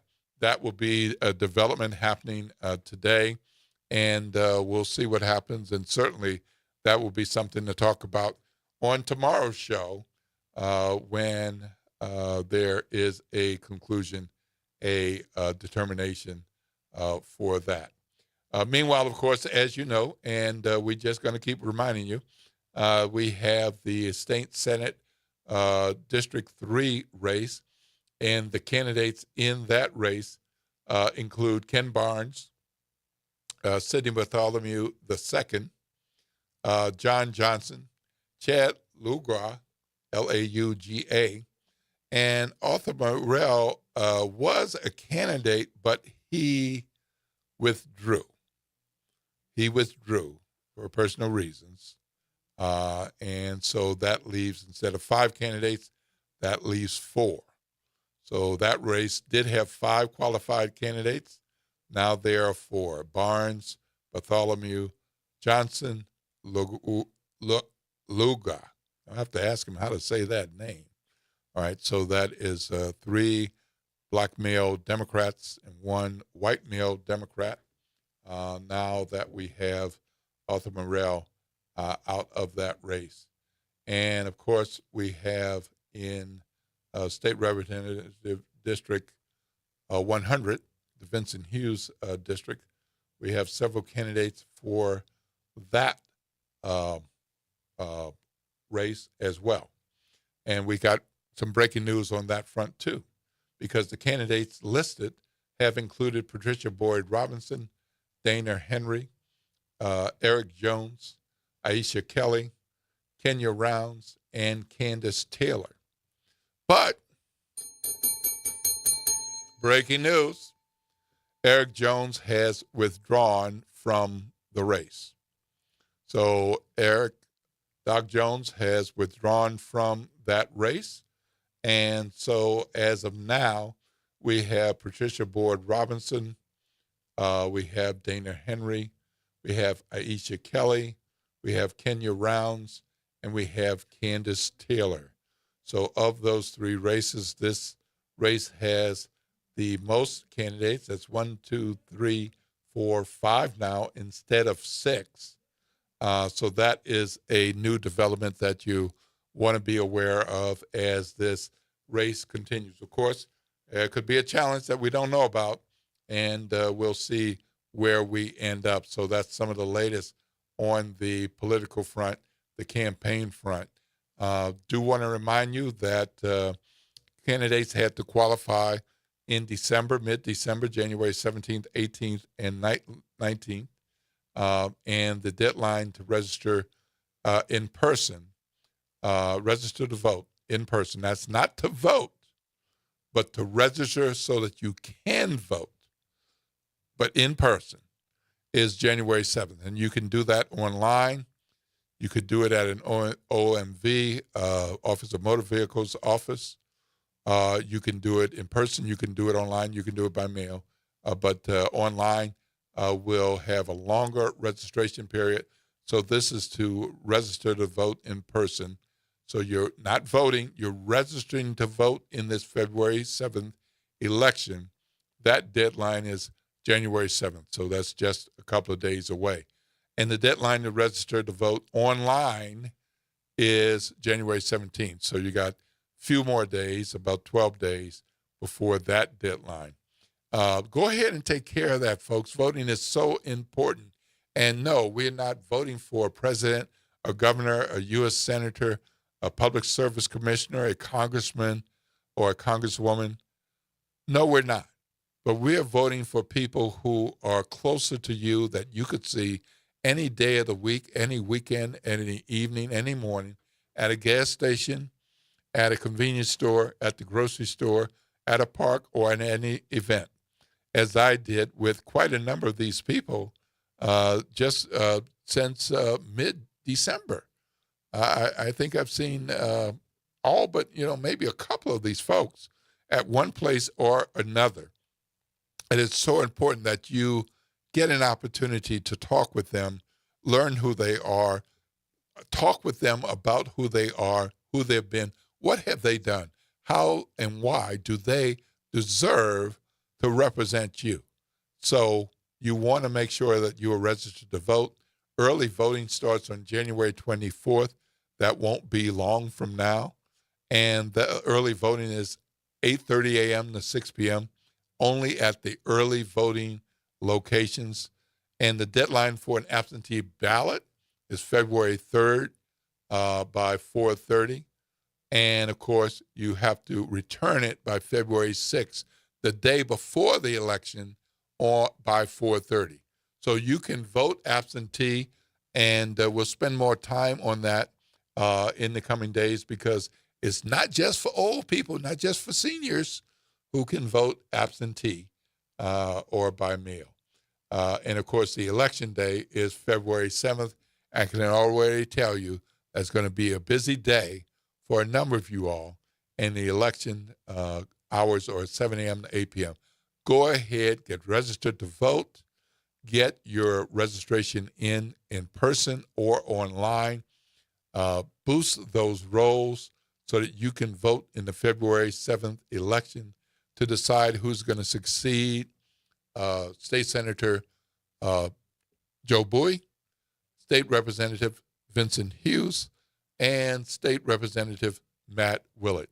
So as you heard here on WBOK, Eric Jones has dropped out of that state representative race. And as you heard right here on WBOK, Arthur Morell has dropped out of the state Senate race. And as you heard right here on WBOK, there is a challenge in State Rep District 97 where David Cook is being challenged. So that's some of the local political news at the moment. It is 8:49 a.m., and we're going to be taking a break. And when we come back, we got to talk about Venezuela. Venezuela, what the heck is happening? What are we doing? The United States of the world appears. That's what we're doing. I want to know what you think. I'm going to talk to you about Venezuela and the U.S. takeover of the government of Venezuela coming up right after the break. The talk line is 504-582-9422, 504-582-9422. You're listening to WBOK 1230 a.m., what New Orleans is talking about all day long.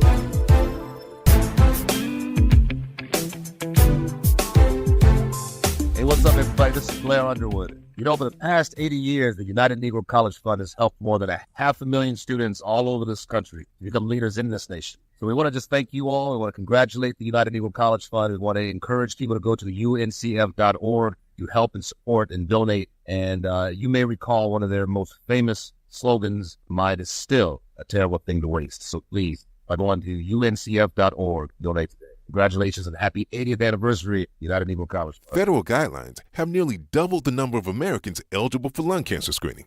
Insurance companies are required to cover these tests for those ages 50 to 80 who currently smoke or used to smoke. Along with new treatments, lung cancer screening saves lives. If you are 50 to 80 years old and smoke or used to smoke, talk to your doctor about lung cancer screening. For more information and to find a screening center near you, visit acr.org/mylcs. That's acr.org/mylcs. Hey, WBOK family, Ron Richardson here, host of Conversations with Ron Richardson. Just want to wish everybody in New Orleans a happy holidays and Merry Christmas. All the best. Good morning, wake up. The Good Morning Show. Good morning. On WBOK.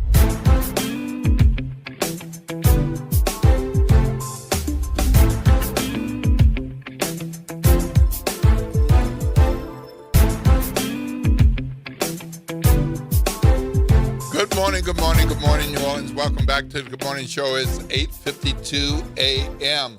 Got somewhere to be for 9 a.m. You might want to be on your way, depending on how far you are from that location, whether it's to play a game of spades or bid whist, or to for your doctor's appointment.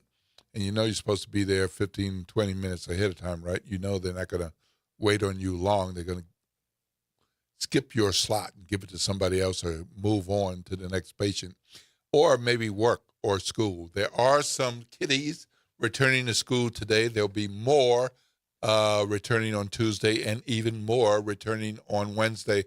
Watch out for the kiddos going to school and make sure you are driving safely. Get off the phone, pay attention to the road, and watch out for the crazy drivers because I know it's not you.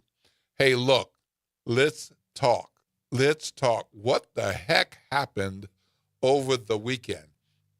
I happened to be on my phone and checking social media, and all of a sudden there were reports that all of the airspace of U.S. military flights went dark, just dark. I mean, there was no tracking. I mean, for those who look at things like this, and I am not one of them who looks for that on a regular basis, but there are people who track commercial airlines, private airlines, military flights, and all, so they know when different things happen. They know when somebody's taking off. They know the tail numbers and all that kind of thing.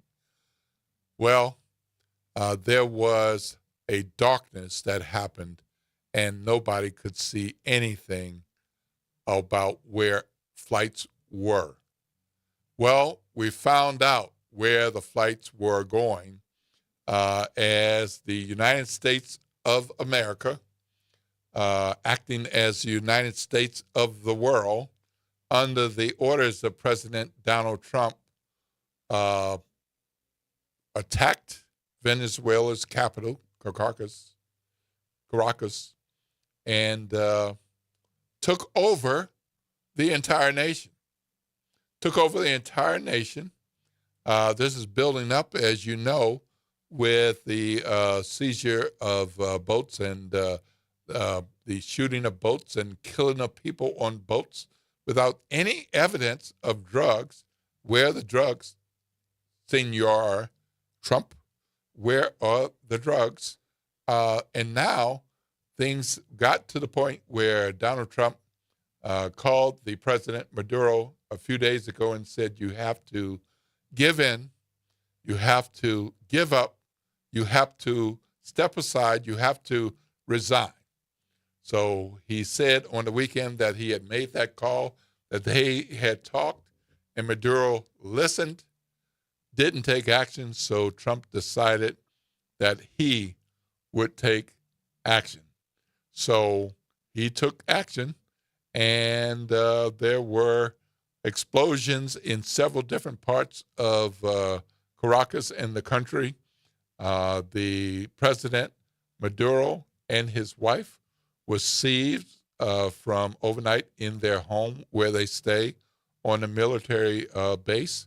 They were whisked away to a U.S. warship where they then took a helicopter and then a flight to, they took the helicopter over to the warship and then got on a flight and landed in New York about 4:30 p.m. on Saturday. Senor Trump made sure to post a picture of the blindfolded and handcuffed president of Venezuela to make sure that people knew that he was in U.S. hands and being flown to New York and jailed under charges of numerous charges related to drugs and importing lots of cocaine into the country of the United States. So at one point on the weekend, Trump said, we're going to run the country until such time as we can do a safe, proper, and judicious transition. And he boasted that this is an extremely successful operation, should serve as warning to anyone who would threaten American sovereignty or endanger American lives. I want you to listen to that last part. Extremely successful operation should serve as a warning to anyone who would threaten American sovereignty or endanger American lives. Here's why I want you to listen to that. I only got a couple of minutes, but I want to make sure to make this point. There have been no deaths reported. There were no American deaths reported and no Venezuelan deaths reported. But that military operation in Venezuela killed 32 Cuban officers this past weekend. That is a death count provided by the nation of Cuba. The United States did not supply that information. Venezuela did not supply that information. The Cuban government said that these officers were in Venezuela on a special operation at the request of Venezuela's government. And they read that on Cuban state TV on Sunday night. Cuba, still in some eyes the enemy of the United States, though they are friendly people in Florida and elsewhere to Cubans. And so stay tuned, folks, because Venezuela supplies a lot of oil to Cuba. And with the United States taking over Venezuela, it's clear that the main reason is to take over the oil supply, and decide how that supply will be distributed to which countries, where, and at what cost, and which countries will get what bit of oil versus the oil they're used to getting. That includes Cuba. Cuba needs oil as a part of their economy. They're already suffering in a number of ways, and this is going to be a way that they'll be able to strangle Cuba and its economy. So watch out as President of the United States takes some President of the world moves and brings Greenland back on the map of things to consider and brings Cuba on the map of places to consider as he looks to extend his reach with his approval ratings in the 30s. That's going to do it for me. More tomorrow. Lord willing, I'll be back. And Lord willing, I'll be here with OT. Right now, coming up next is The Front Porch right here on WBOK. What New Orleans is talking about all day long.